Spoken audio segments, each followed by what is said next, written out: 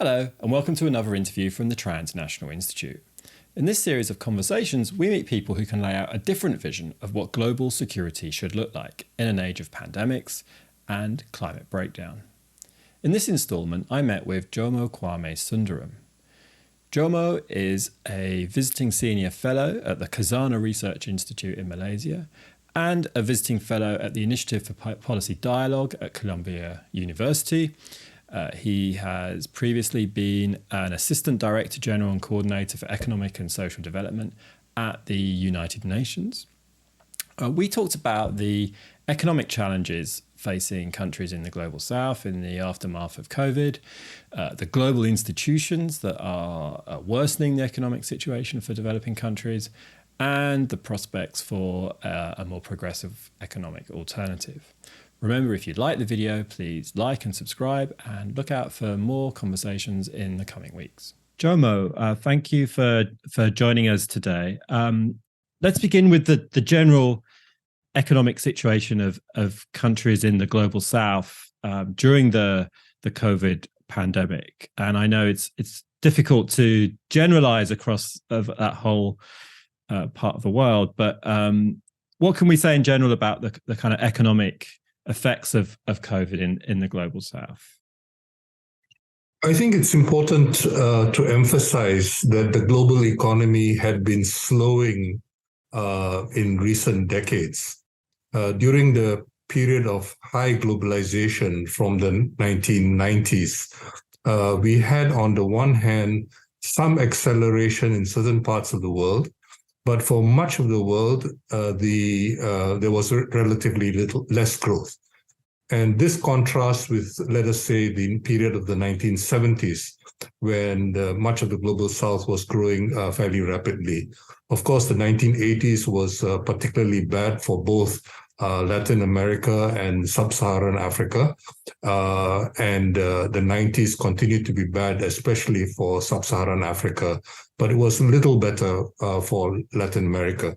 Now, during the early part of this century, we, of course, had the global financial crisis. And that, I would argue, was already the period of trade globalization, if you will, had slowed from the turn of the century. And so so it's very confusing for a lot of people to talk about globalization as if it is a single phenomenon. But much of the time when people refer to globalization, they're really referring to trade liberalization and trade globalization, if you will. But even though trade liberalization basically reached its high point internationally with the establishment of the World Trade Organization and with all its addendums, which came into force in 1995, I would say that there has not been any significant global advance as far as trade liberalization since then. All the various interministerial meetings have not yielded very much.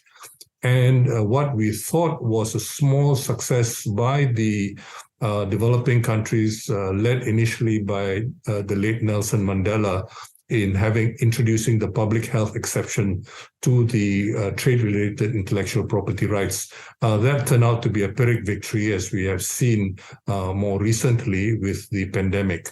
So I would say that financial globalization, however, continued. And financial globalization is very much like the proverbial Indian elephant. It means different things to different people, depending on what you have an interest in and so on. And of course, it has also changed very significantly over time.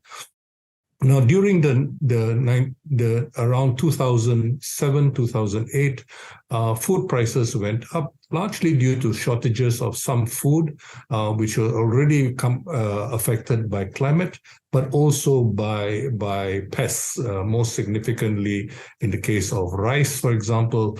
The rice harvest in China was adversely affected. But all this affected the growing interest on diversification of financial assets and the speculation in those financial assets, which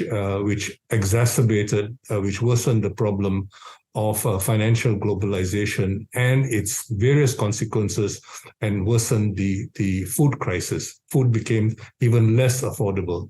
Now, this is important to emphasize because the effect of trade liberalization in the earlier period was to largely deindustrialize much of the developing world. If you were doing import substituting industrialization, basically that was basically hit very, very hard. And the other thing which was adversely affected is any serious commitment to food security at the national level. So this was also very adversely affected. In the case of Africa, for example, Africa, which used to be a net food exporter right through the 1970s, had become a significant net food importer by the end of the 1980s. And the situation has not improved since. So to talk about questions such as industrialization and food security, all this has to be put in perspective in terms of the trade liberalization which happened. Now, although further trade liberalization was not significant from the 1990s, I think it's important to recognize that financial liberalization was going on. And financial liberalization required a great deal of changes in rules of law and the use of law to create all kinds of new property rights and new contractual rights. And all this has been extremely significant. So the kind of globalization which we have now is a fairly complex and multifaceted creature, if you will. And it's important for us to recognize that globalization is an uneven process, and it's affecting different countries very differently, and even regional or other so-called plurilateral arrangements have had some effect for some regions, but in fact, there has been very little additional trade liberalization during this period. So economic growth after the global financial crisis was adversely affected. Rich countries were able to compensate for the by so-called unconventional monetary policies, by keeping interest rates extraordinarily low, defying some of the predictions, for example, of monetarist economists following people like Milton Friedman and so on. But it allowed the rich countries to sustain growth, to finance recovery. Although one should emphasize that one of the major responses to the global financial crisis was the reduction of trade liberalization. In fact, the partial reversal of trade liberalization. It seems that the commitment of the rich countries in the West to trade liberalization was not as strong as often implied. Now, by the middle of the last decade, growth was beginning to slow down. Commodity prices were no longer being sustained by the injection of soft money. And this adversely affected developing countries, particularly in sub-Saharan Africa. We see a decline of growth of demand, particularly from the West. So demand was sustained partly by continuing interest from places like China and India. So it didn't collapse completely, but certainly it was no longer growing. Prices began to come down. So to emphasize, I think it's important to recognize that growth was actually already slowing before the pandemic.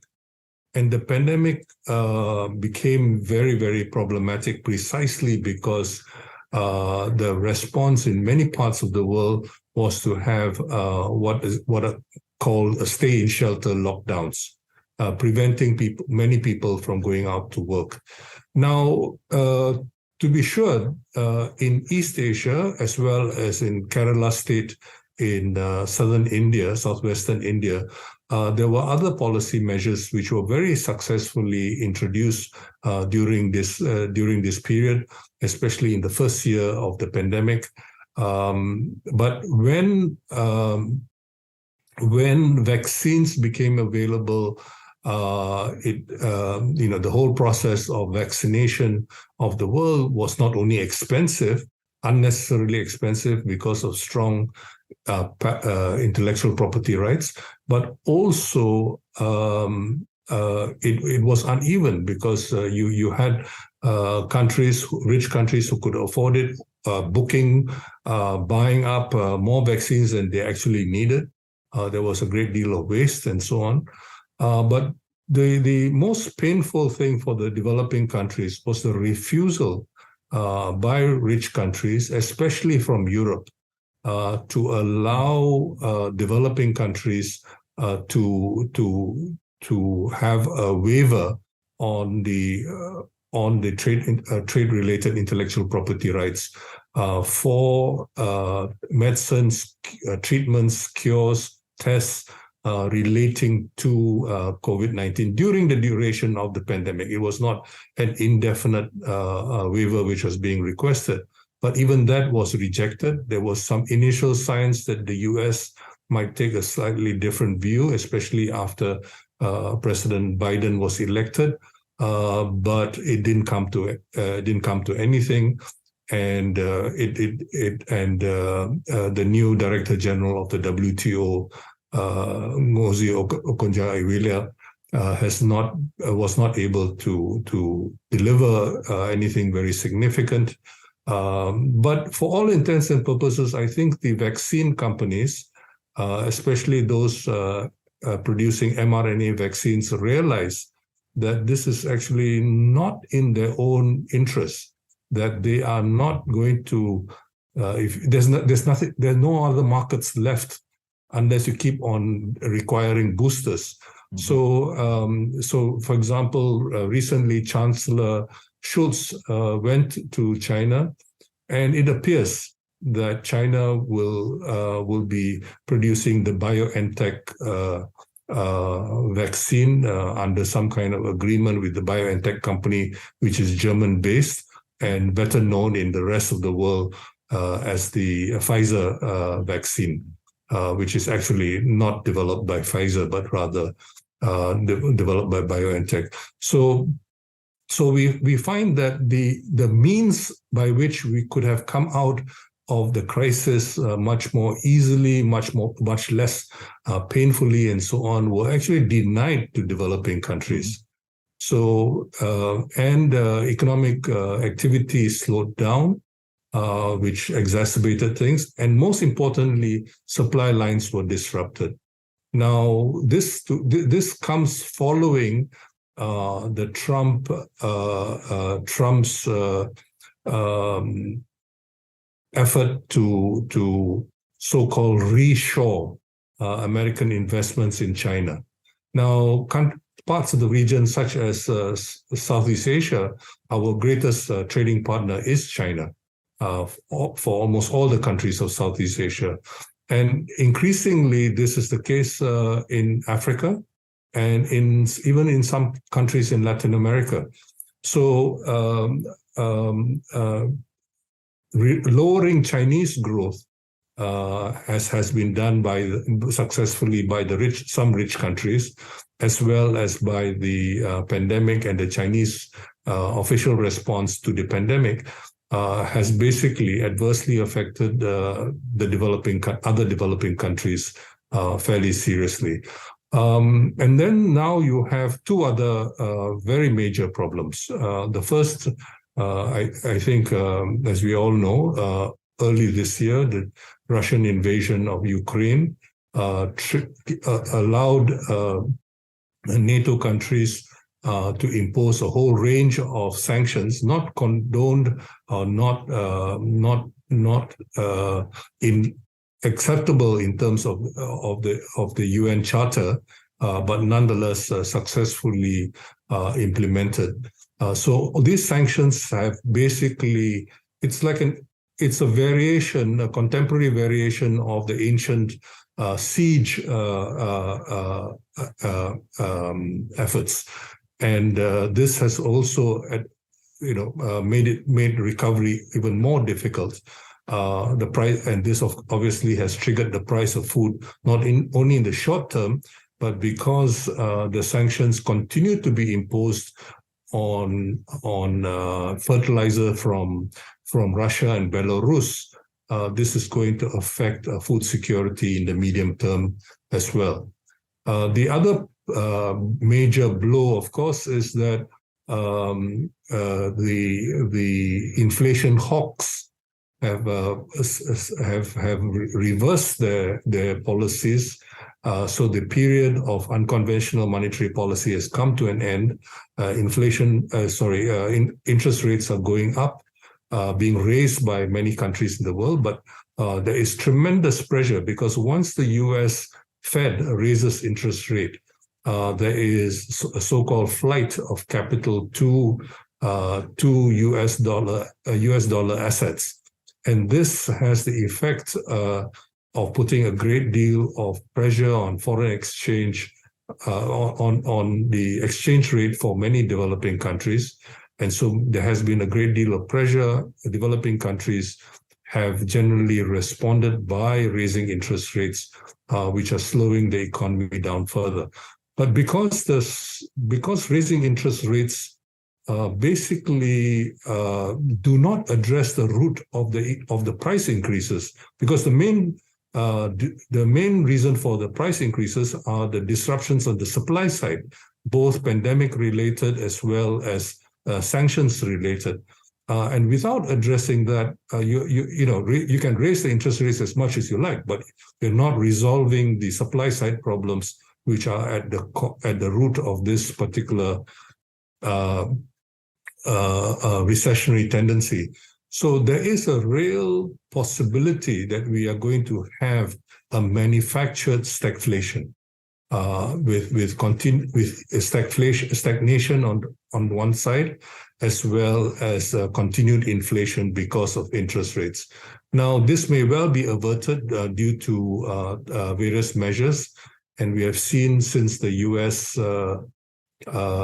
Since the U.S. midterms elections at the beginning of November, we have seen a number of measures being taken, initiatives. I mentioned Chancellor Olaf Scholz, but also President Biden finally meeting with President Xi, and even hints of a possible negotiation. I don't know what kind of diplomacy is being practiced anymore in Washington, but refusing to talk, it seems to me, is not exactly the best way to achieve some kind of peace. Mm-hmm. Well, thank you. Yeah, thank you. So that was a really great kind of broad sweep to get us started. So thank you. That was very clear. Can we focus a bit more then on the policies and the approach of the international financial institutions like the IMF, the World Bank? So the IMF managing director recently warned that people would be on the streets if we don't fight inflation. And you wrote in an article in reply that people are even more likely to protest if they lose jobs and incomes. So can you talk about the approach through the pandemic and in the period of the post-pandemic recovery of IMF and World Bank, and what your analysis is of their approach, and what what your assessment is? Well, I think the IMF attitude has been quite, until recently, quite unusually ambiguous.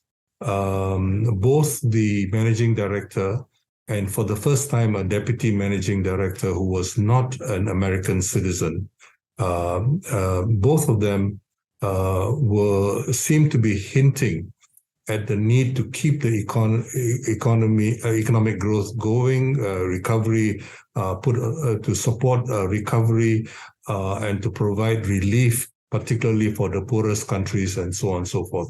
Much of this went on during the years of the pandemic, and it was only fairly recently that the IMF, unlike the World Bank, has really changed its tune and puts much greater emphasis on avoiding inflation. Now, this is a very unusual stance, I have to emphasize, because, as we all know, the IMF has been more conservative than the US Fed conventionally in terms of its anti-inflation emphasis. When it talks about stability and stabilization policies, it really is talking about inflation and fighting inflation. Whereas if we think about the US Fed, it has a dual mandate, and some chairs of the US Fed have actually taken the mandate to maintain full employment very seriously. The IMF doesn't seem to have that dual mandate, but the Articles of Agreement do provide, have a strong emphasis on growth, and by implication, job creation. And it also, Article 6 in particular, emphasizes that all countries, not just developing countries, have a right to manage their capital account. Mm-hmm. In fact, however, since the 1990s especially, we have found that the managing directors of the IMF, not all of them, I think there are some notable exceptions, not managing directors of the IMF and staff have actually ignored this guarantee in Article 6 of the Articles of Agreement of the IMF.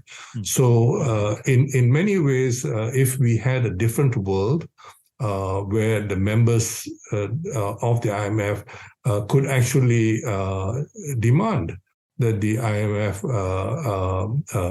and its staff, advise and behave according to the mandate in the Articles of Agreement. And most of all, the US in particular, because of the dual mandate of the US Fed, can really make a strong argument for growth and employment. But unfortunately, this has not been evident for decades. And there was a hint that before Dominique Strauss-Kahn was removed as managing director, that he was moving in this direction. In the case of Kristalina Georgieva, the current managing director, there was a hint that she was also moving in that direction. But as you know, both of them have been cut down to size in different ways. And so that those glimmers of breaking with recent IMF practice didn't really go very far.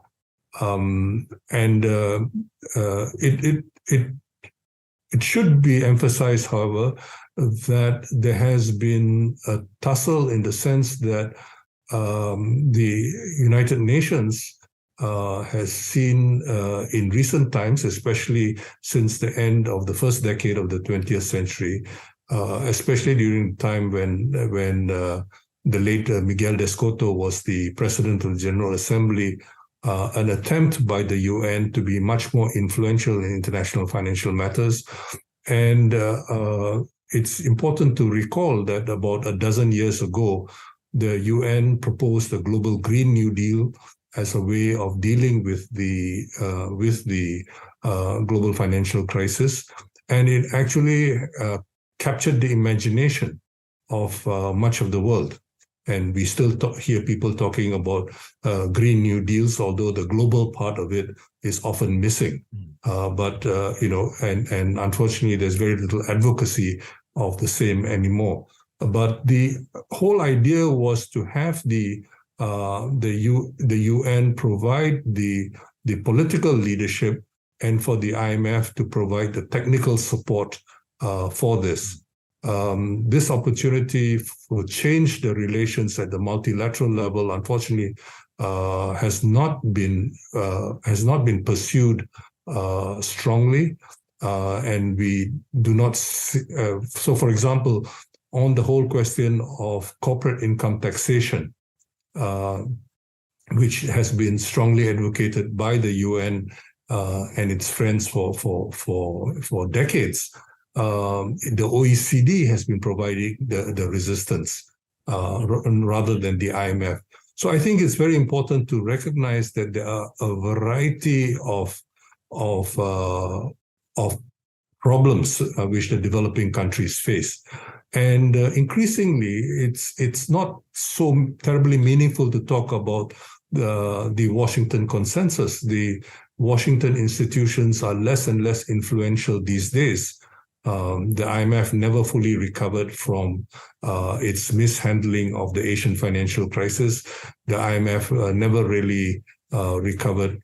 The World Bank is a relatively smaller player now in a field of multilateral development banks. And so the world has changed, and very sadly, rather than member states of the United Nations or civil society playing a bigger role, we now have a bigger role being played by so-called civil society in the form of Davos. So it is the Davos consensus, the lords of the universe who meet in Davos, who are speaking for global public opinion. And we know who they are, who selects them, and so on and so forth. And this has become a major problem. So I think we really need to begin to recognize that the specific institutions, the specific obstacles on many issues are not just the old the Bretton Woods institutions in Washington. The World Trade Organization, for example, has become a major obstacle. For example, in rectifying the problems of the 1995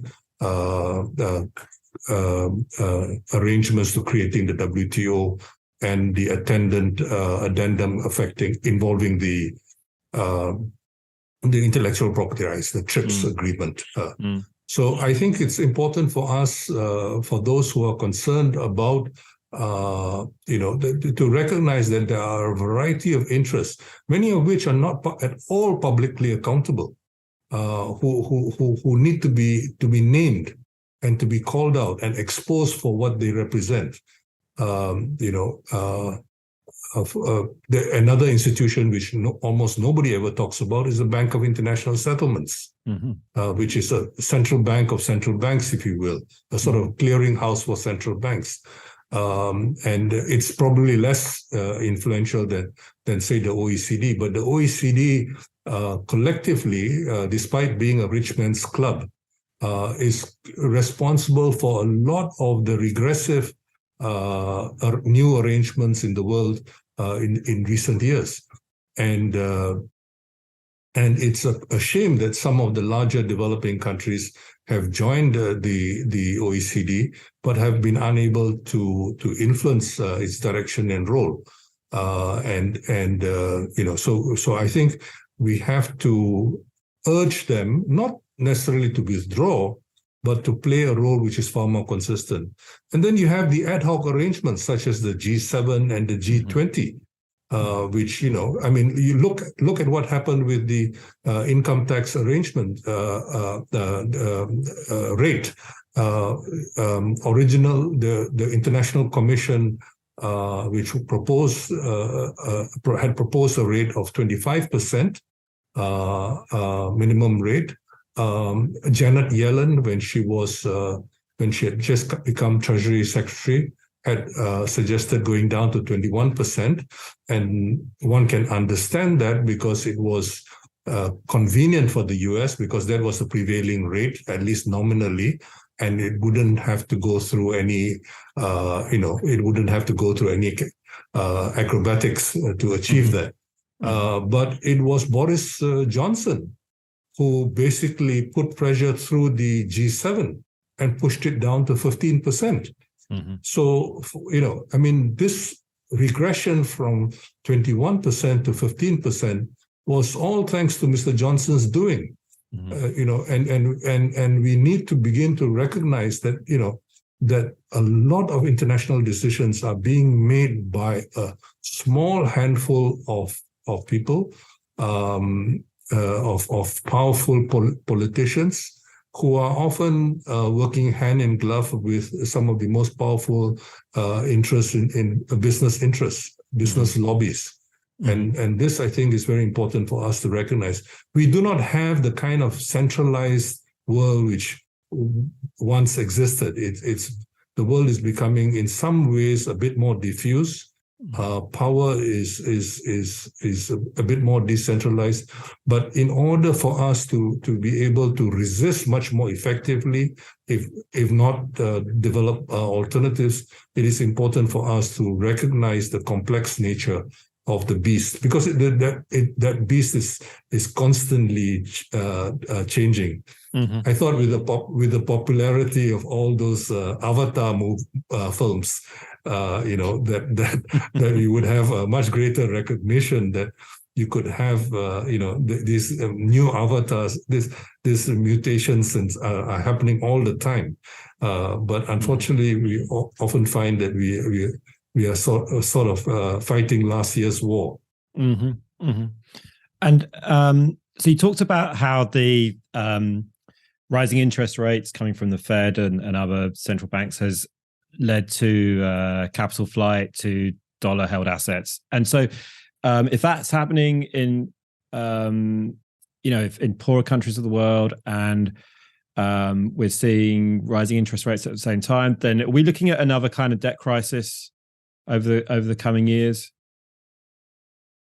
I think the debt crisis has already begun. I mean, what happened in Sri Lanka and a couple of other countries, the pressures on Pakistan and so on, all indicate that there is already a debt crisis in the making. The exact magnitude of it is fairly difficult to specify. Already after raising interest rates before the US midterms, since the US midterms, the deputy chair of the Fed, Lael Brainard, has indicated that there's really no need to raise interest rates as much as was initially announced. But she seems to be facing a lot of resistance from Wall Street and from other quarters. So a lot of these things are very, very, still very much the subject of contention, because it's not only adversely affecting developing countries. We have to recognize that this raising of interest rates is also affecting many rich countries in Europe. And some of the problems, for example, Japan is facing is because Japan has refused so far to raise interest rates in sync with the Western rich countries. So we have a variegated world, and we need to be able to deal with that complex variety of circumstances we find ourselves in. And can you talk a bit about what possibilities you might see for developing alternative policies especially in terms of the kind of international level organizations that you've talked about before? Like, are there initiatives that can be supported to change, say, the OECD or IMF, World Bank? What are the possibilities there? Well, frankly, I'm not terribly optimistic. Not only because the game is stacked against the global South, but also partly because the global South is in disarray. It's not very well organized, and it will be some time before it gets its act together. Some of us have called for what we call a pacifist non-alignment, a non-alignment for our times. I think very few people would deny that the only game in town for the time being is capitalism. But we are talking about a varieties of capitalism. And those varieties of capitalism obviously have important implications.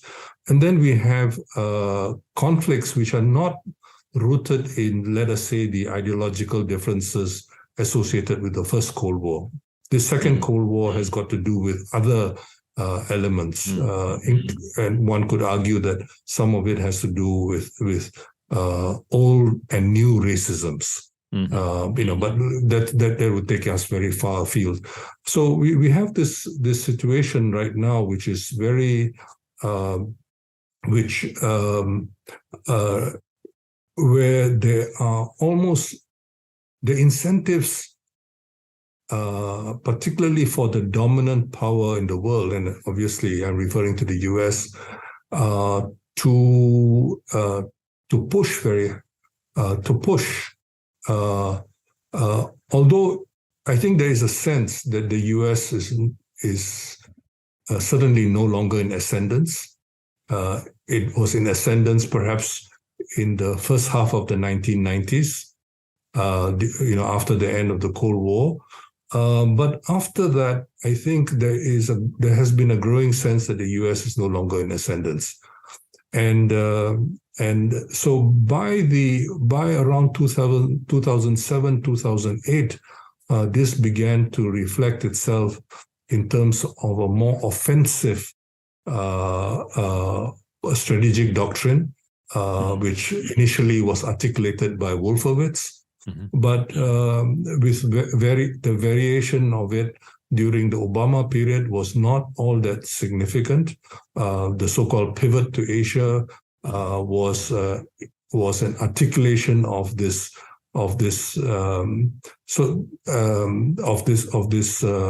emphasis on a new rivalry, if you will.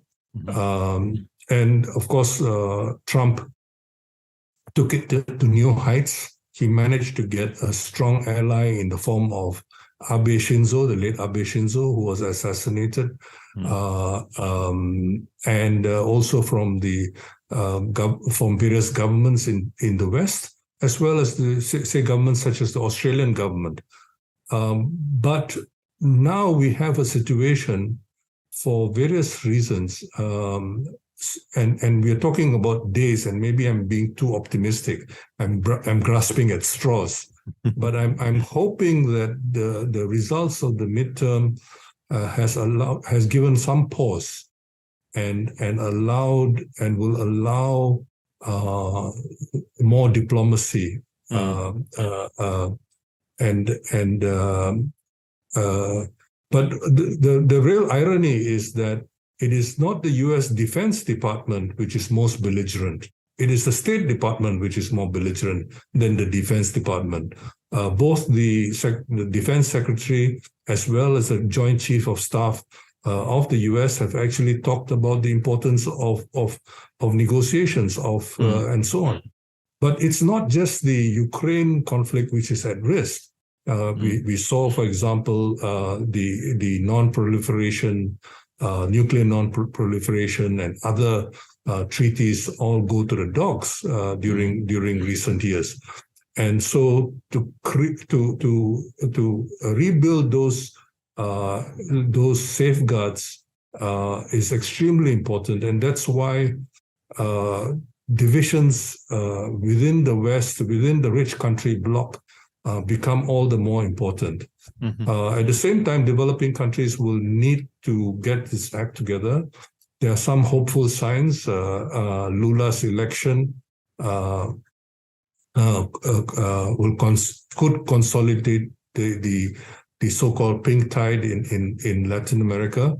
But what that pink tide portends is anybody's guess. And even at its best, the Latin American pink tide was never really strong on solidarity with, for example, Africa. I mean, Cuba was unique in that respect. What the Castro government did during the 1980s decisively changed the shape of Southern Africa, and more arguably. But those days are gone. So what this will mean could mean the strengthening of BRICS, less differences among the BRICS.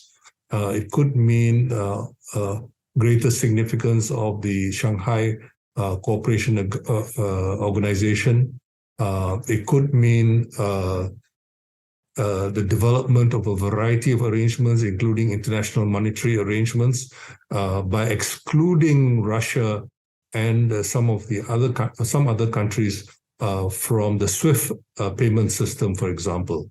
You are basically forcing these countries who are not politically subservient to you to go and seek their own alternatives. Mm-hmm. And sooner or later, the excluded are going to get their act together, and they're going to come up with an alternative which could well prove to be quite viable, and so on. So, in a sense, I think there is beginning to be a realization in the US that they have overextended themselves, they've overreached, and that there's a need to sort of step back and conduct themselves differently. But it's too soon to tell. I mean, as I said, I may be grasping at straws where the straws might be a figment of my own imagination.